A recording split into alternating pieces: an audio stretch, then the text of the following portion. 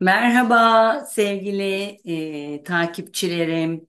Evet, bugün 21'indeki Oğlak Burcu'nun 29 derecesindeki Dolunay'dan bahsedeceğim size. Önce şöyle bir giriş yapayım istiyorum. Bu Dolunay 29 derecede Oğlak Burcu'nda. Bu sebepten biraz önemli, biraz etkileyici olabilecek bir süreçten bahsediyor. Neden derseniz 29 derece her zaman önemli bir derecedir. Kapanış derecesidir. Yani bir burç biter, diğer burca geçiş anlamına gelir. Şimdi 29 derecede analitik deriz biz bu dereceye. Oğlak burcundaki bu dolunayla benim hissettiğim sanki artık o oğlağın uzun soluklu etkisi Plüto'da Oğlak'taydı biliyorsunuz. Bence kapanıyor. Şimdi burada bu kova enerjisine biraz daha geçiş anlamına geliyor diye düşünüyorum şeyde. O yüzden her burcun da sanki yaşadığı alanda, oğlan olduğu alanda bir kapanış söz konusu. O konu artık bitti gibi ve yeni konular başlıyor burada da. Bu yeni konularda işte bu Dolunay'dan sonra e, başlamış olacak diye düşünüyorum. O yüzden bence etkili bir dolunay olacak. Zaten şeyde söylemek isterim, Mars ve Uranüs arasında da bir aylık yorumlarımı okuduysanız Mars ve Uranüs arasında da bir birleşim Boğa burcunda henüz bitmedi. 21'inde de sanki etkisi biraz devam eder gibi geliyor ama bunun asıl günü ayın 15'iydi. Fakat Amerika'da biz bunu yaşadık biliyorsunuz. Trump'ın haritasında önemli bir yerde oldu bu ve kendisi de Mars'ın ve beklenilmeyen sürpriz Mars şiddet demektir. Bundan da bahsetmiştim aylık yorumlarımda. Bir şiddet şeyi kendisi yaşadı. Pek çoğumuzun haritasında farklı şekillerde etki etmiş olabilir. Hangi alanda, nerede, kendi kişisel haritalarımıza göre değişiyor tabii ki bu. Şimdi isterseniz hadi gelin burç burç şöyle birer cümle hangi alanda kapanışı yaşayacaksınız ve hangi alanda yeni bir başlangıç için hazırlık yapacaksınız ondan bahsedelim. İlk önce tabii ki her zamanki gibi Koç burcuyla başlayacağım. 29 derece Koç burcunun tam dördüncü evi dediğimiz alanda meydana geliyor. Yani yuva, aile ve vatan konularında koçlar artık bir şeyi tamamlamış olacaklar. Bir karar vermişler. Böyle bundan sonra bu iş böyle gidecek diyorlar. Bu esnada da tam bu pardon tutulma demişim, Dolunay esnasında da Venüs ve Jüpiter Koç burcunda, Koç burcu için e, çok güzel bir açıda olduğu için onların eğlenceli, yakınlarıyla keyifli geçirdikleri, arkadaşlarıyla keyifli geçirdikleri güzel bir süreçten de bahsediyor. Yani aslında bu böyle krizsel olacak bir dolunay değil. Sevgili koçlar, sizin için güzel bir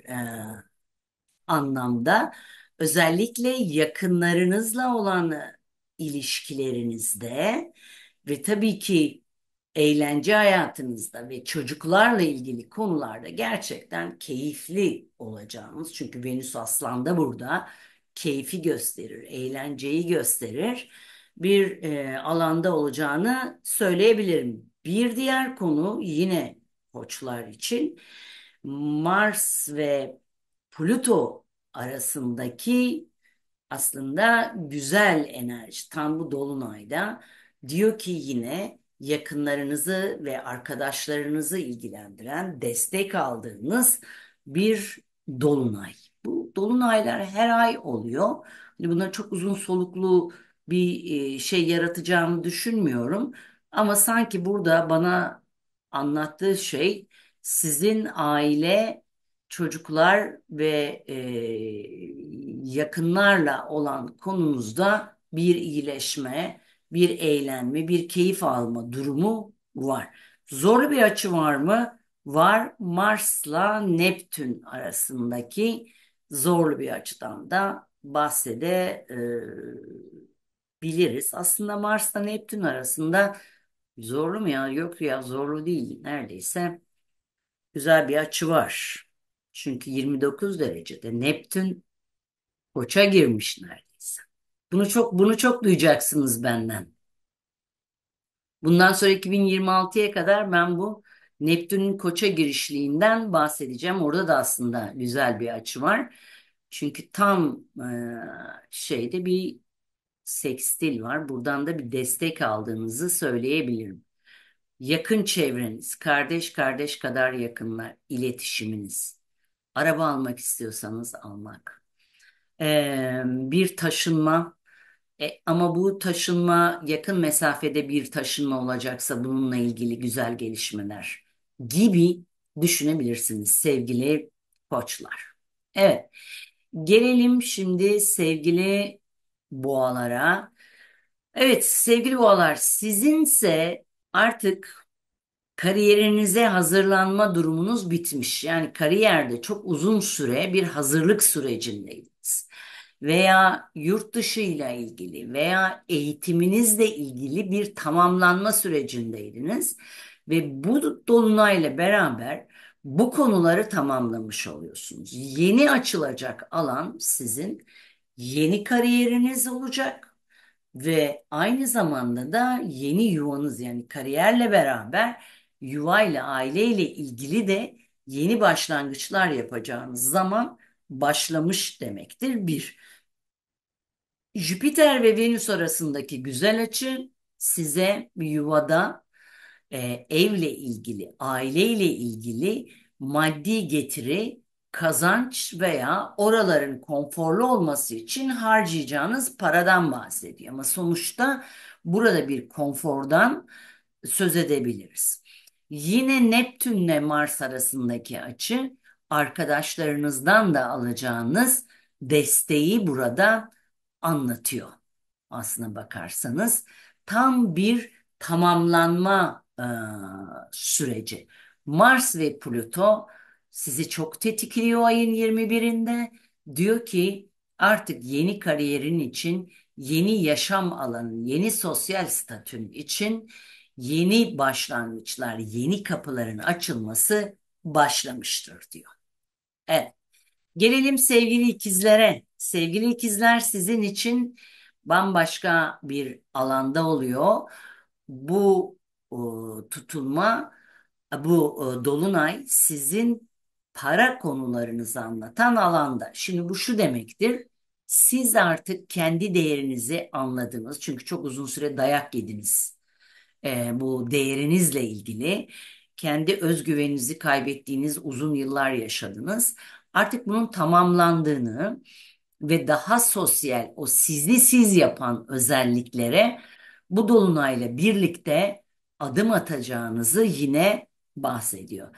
Özellikle Venüs'ün konuşlandığı yerde, ikizlerin evi olduğu için, sizin kendi eviniz olduğu için, Jüpiter'le birlikte ve Jüpiter de ikizlerde. Yani bir projeye başlamak istiyorsanız, kendinizi ifade etmek istiyorsanız, gerçekten çok güzel zamanlar diyebilirim. Kendinizi net bir şekilde ifade edebilirsiniz. Ve yeni sosyal statünüze uzun yıllar sürecek olan bir hazırlık, kendinizi yetiştirme devreniz de başlamış oluyor sevgili ikizler. Gelelim sevgili aslanlara. Evet sevgili aslanlar, 29 derece. Ee, e, aslanlar dedik ama sizi çıkartmamış mıyım ya sevgili aslanlar? Evet, 29 derece sizin zaten Oğlak burcu olduğu için 29 derece sizin için çok zorlu bir alandı bakın. Artık Güneş yengeçte, Güneş size gelmek üzere. Dolayısıyla uzun süredir kendinizi kapalı tuttuğunuz, böyle hiç alışık olmadığınız bir şeydi sizin. Artık bu dönem bitmiş demektir. Artık sizin için işle ilgili, sağlıkla ilgili yapmış olduğunuz tüm yenilikler ve tüm değişimler tamamlanmış demektir. Ben aslanım demeniz artık gündemde sizin için. Bu arada Venüs burcunuzda olduğu için dostlarınızdan, sosyal çevrenizden çok güzel etki alacaksınız ve bu ay sizin zaten parlama ayınız ve kendinizi olduğunuz gibi şahane bir şekilde göstereceksiniz. Hatta bazı aslanlar belki fiziksel görüntülerinde de o eski gösterişli dönemlerine dönmek isteyecekler ve kendilerini daha fazla parlatacaklar diyebilirim. İkili ilişkilerinizde başlayacak olan yenilikler içinde çok güzel destekler alıyorsunuz. Bu evlilik olabilir, bu iş ortaklığı olabilir sevgili aslanlar. Evet, gelelim aslanlara erken geldim. Yengeçleri atladım aslında. Kusura bakmayın. Evet, bir daha çekemeyeceğim. Vallahi siz etiketlersiniz bunları. Gelelim sevgili yengeçlere. Şimdi tabii asıl sizin için önemli. Çünkü Oğlak Burcu'ndaki bu tamamlanma süreci sizin uzun süredir ikili ilişkiler ve iş ortaklıklarınızda bir şeyi tamamlamış olduğunuzu gösteriyor. Varmak istediğiniz hedefe vardınız öyle diyeyim size. Artık o ilişkinizi yenilediniz, tamamladınız.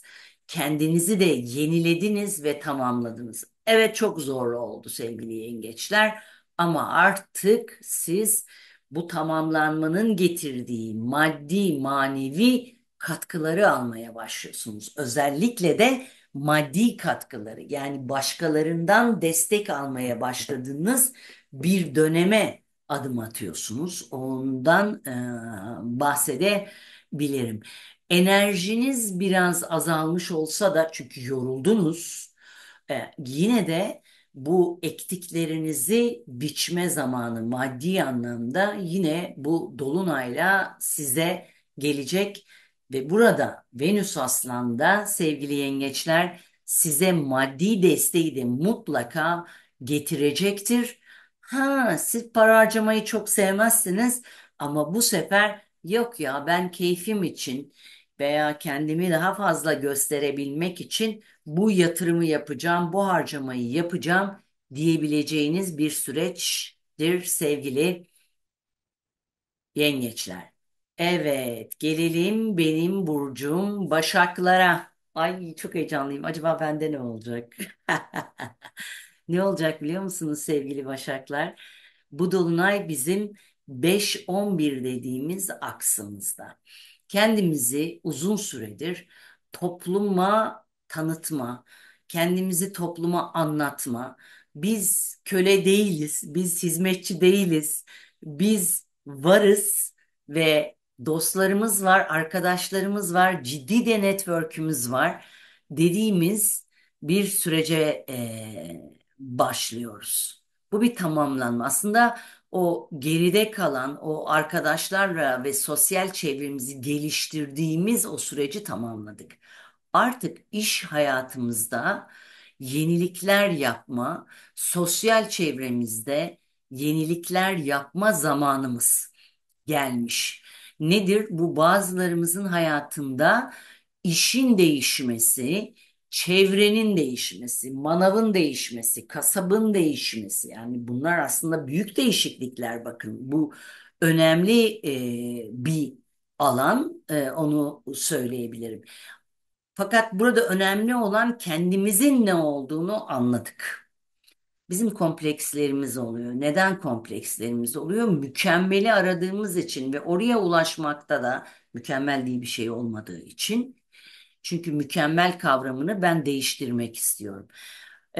Burada mükemmel kavramı benim için eskiden, gençken diyelim, beyaz bir masa örtüsüyken, mükemmel kavramı artık benim için beyaz masa örtüsünün üzerindeki belli belirsiz lekelerin de olduğu, kullanılmışlığın, üretilmişliğin, e, bir işe yaramışlığın verdiği izlerinde olduğu. Mükemmellik benim için artık öyle bir şey. Ondan bahsetmek istiyorum. Şimdi Venüs bu arada Aslan Burcu'nda. Burada aslında egomuzu besliyor. Yani kendimize aferin diyeceğimiz bir zaman, bu ayın 21'inden itibaren, ya aferin sen bunları yaptın, aştın. Kimimiz belki bu dönemde çocuk sahibi oldu, çocukla ilgilendi, onu yetiştirdi, onu bir şeye getirdi. Kimimiz aşk hayatımızda çok büyük şeyler öğrendik, onu yaptık.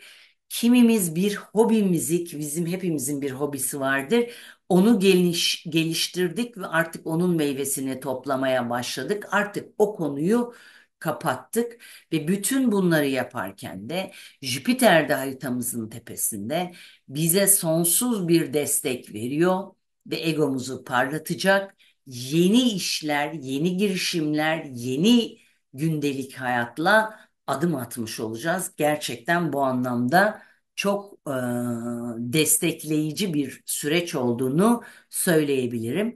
Hatta bu süreçte iş ortaklarımızdan veya eşimizden de ayın 21'i civarı destek aldığımızı gösteriyor sevgili Başaklar. Gelelim sevgili terazilere. Evet sevgili de teraziler, 29 derece sizin kariyer ve yuva alanınızda bir tamamlanmayı anlatıyor. Çok uzun süre siz bu kariyerle ve yuvayla ilgilendiniz. Zorlu bir süreç geçirdiniz. Özellikle evle ilgili, yuvayla ilgili artık bunun tamamlandığını söyleyebilirim. Ev konularını siz de tamamladınız. Ben artık nerede oturacağımı, yuvamın ne olacağını biliyorum dediniz.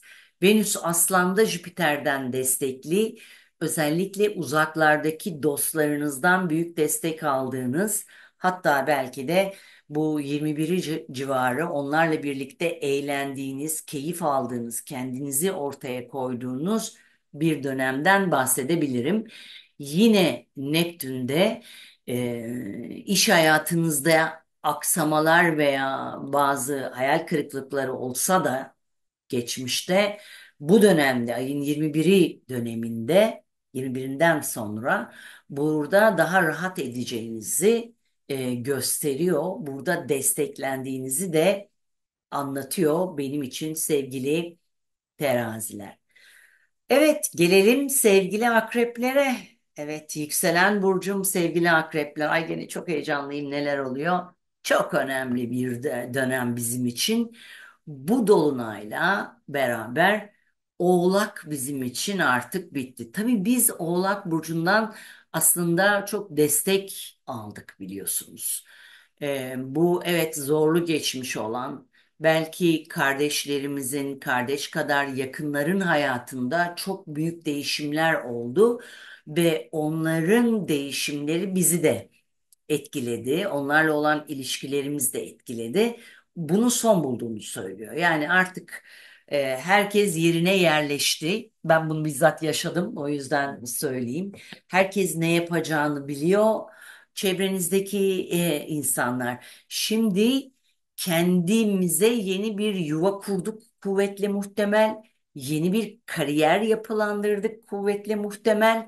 Bunların bize artık getirileri, yani yolumuz netleşti. Şimdi biz netlik seviyoruz. Ben bugüne kadar bu süreç içerisinde ben kendim bir akrep olarak taşındım zaten. Yani bir şehir değişikliği yaptım. Ama bunu ben çok uzun süredir düşünüyordum zaten. Ülkemi değiştirsem, oraya mı gitsem, şehir mi değiştirsem, ne yapsam, aileyle ilgili nasıl değişiklik yapsam derken ben gerçekten bugün söylediğim şey, bunu gerçekleştirdiğimi söyleyebilirim sevgili Akrepler. Evet, benim bu görüntü niye böyle oluyor onu anlayamadım. Bakacağım ona. Evet, görüntüm gitti. Kusura bakmayın. Evet. Şimdi dolayısıyla bunu böyle belirleyebiliriz. Bizim için gerçekten önemli bir değişim süreci oldu sevgili akrepler ve bunun başlangıcı oldu. Venüs kariyerden bizi destekleyecek ve burada maddi bir kazancın da bize kariyerden geleceğini ayın 21'i itibariyle söyleyebilirim.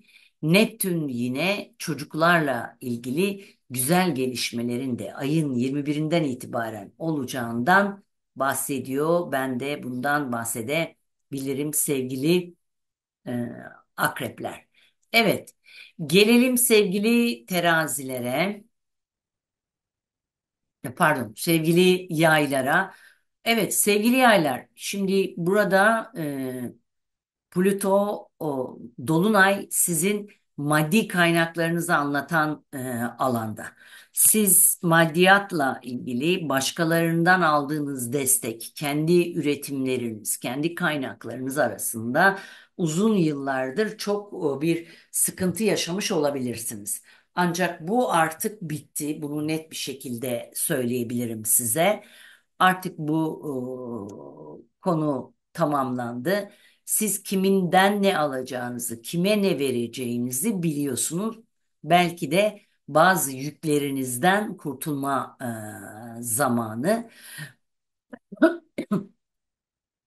Eş veya iş ortağından gelecek maddi destek veya yurt dışından gelecek veya akademik alandan gelecek destekleriniz söz konusu. Yuva ile ilgili de siz de önemli değişimler yaşadınız. Burayla ilgili de e, son dönemlerdesiniz. Artık tamamlandı. Nerede yerleşeceğiniz, ne yapacağınızı biliyorsunuz. Evet sevgili oğlaklar, sizin için en önemlisi tabii sizin için oluyor. Çünkü bu sizin 29 derecenizde. Yani diyorsunuz ki Plüto uzun süredir sizin kendi burcunuzda ilerlediği için yaklaşık 2010 2008'den itibaren yeni bir oğlak yarattınız. Yani 2008'den önceki hayatınızla şu andaki hayatınız arasında dağlar kadar fark vardır öyle söyleyeyim. Dolayısıyla bu bir tamamlanma enerjisi getirdi. Artık ben nelere sahip olabilirim? Ben değerliyim bunu anladım. Çünkü sizde de kendi değerinizi vermekte bazı güçlükler oluyor. Bu döneminiz başladı. Artık başkalarının size verebileceklerini de değerlendirmek istediğiniz bir döneminiz başlamış oldu. İşle ilgili maddi güzel gelişmeler ve terfiler söz konusu olabilir. En azından destekler var onu söyleyebilirim. Ve siz de bu süreçte gerçekten yeni bir hayata kapattınız. Ama daha farklı bir hayata adım atmak için bu biraz uzun sürecek bu şeyler. Enerjiyi başlatmış oldunuz. Sevgili kovalar, evet sizin için de Oğlak Burcu çok zorlu geçen bir devre oldu. Yani kovalar da kendilerini kaybettiler. Çok zorlu sınandınız ve artık özgürüm ve ben beni gerçekleştirdim ve bunu gerçekleştirmek için de devam edeceğim. Ben kendimin ne olduğunun farkındayım. Çünkü bazı duvarları yıktınız, öyle söyleyeyim. Ve bu da sizin için çok büyük şans oluyor. Karşı cinsle olan ilişkilerinizde bir rahatlama, bir destek, hatta karşınıza birini getirebilir veya bir ilişkiyle ilgili nereye ilerleyeceğiniz kararını verebilirsiniz. Ama sonuçta bu sizin için hayrınıza olacak bir süreçtir. Kendi değerinizi de anladığınız bir süreçtir. Evet sevgili balıklar, sevgili balıklar. Sizin için ise bir sosyal olarak kendinizi geliştirdiğiniz uzun yıllar oldu. Artık sizde balıklaşma, yani biraz daha içe dönme ve biraz daha yaratıcı tarafınızı ortaya çıkartma ile ilgili çalışmaya başlayacaksınız. Ve burada çocukla ilgili çoğu balık bir çocuk sahibi olmuş olabilir bu süreçte. Bir çocuk yetiştirmiş olabilir. Artık bunlarla ilgili sorumluluklarınız tarafında da rahatladığınız, işle ilgili de büyük destekler aldığınız ve şansın sizden yana olduğu bir dönemdesiniz. İşle ilgili bir parlama, bir desteklenme, bir projenizin kabul görmesi, onu gerçekleştirmeniz de söz konusu olacaktır. Evet, hepinize güzel ve keyifli bir ay diliyorum sevgili dostlarım.